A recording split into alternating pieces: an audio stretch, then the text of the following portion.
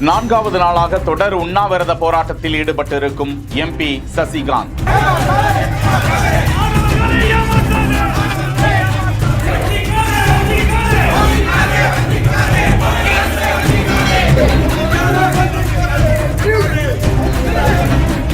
புதிய கல்விக் கொள்கையை ஏற்க மறுத்ததால் தான் மத்திய அரசு கல்விக்கான நிதியை தர மறுக்கிறதா? தமிழகத்துக்கு முறைப்படியாக கிடைக்க வேண்டிய பணம் கல்விக்கான நிதி கிடைக்கணும். அது மட்டுமில்லாமல் இந்த புதிய கல்விக் கொள்கையை வைத்து ஒன்றிய அரசு செய்யும் ஒரு அராஜக போக்கை நிறுத்திக் கொள்ள வேண்டும். இதை எதிர்த்து காலவரையற்ற உண்ணாவிரதம் தொடர்கிறது. ஏற்கனவே கடந்த நிதியாண்டுகளில் மத்திய அரசு எத்தனை கோடிகளை தமிழக அரசிற்கு கொடுத்திருக்கிறது?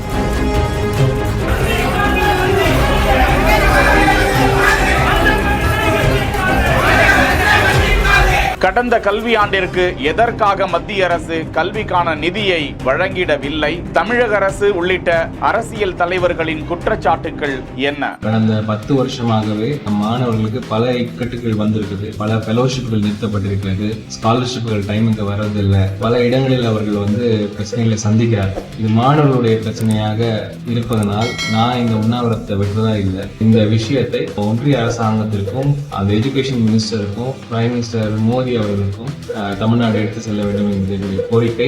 மத்திய அரசின் சமக்கிர சிக்ஷா திட்டம், இந்த திட்டத்தின் கீழ் இந்தியாவின் மாநிலங்களுக்கு மத்திய அரசு கல்விக்கான நிதியை ஒவ்வொரு கல்வி நிதியாண்டிலும் வழங்கி வருகிறது. கடந்த 6 ஆண்டுகளில் மட்டும் தமிழக அரசிற்கு 10,443 கோடிகளை மத்திய அரசு விடுவித்ததாக தகவல்கள் கூறுகின்றன. கடந்த 2008ஆம் ஆண்டு முதல் இந்த திட்டத்தின் கீழ் மத்திய அரசு இத்தனை கோடிகளுக்கும் மேல் விடுவித்ததாகவும், இதுகுறித்து தகவல் அறியும் உரிமை சட்டத்தின் கீழ் கேட்கப்பட்ட கேள்விக்கு மத்திய அரசிடமிருந்து தமிழ்நாடு பெற்ற கடைசி நிதி 2023-24ஆம் நிதியாண்டில் 1871 கோடி என தெரிய வந்திருக்கிறது. அதன் பிறகு புதிய கல்விக் கொள்கை கொண்டு வரப்பட்டதால் அதனை தமிழ்நாடு அரசு உள்ளிட்ட சில மாநிலங்கள் ஏற்க மறுத்திருக்கின்றன.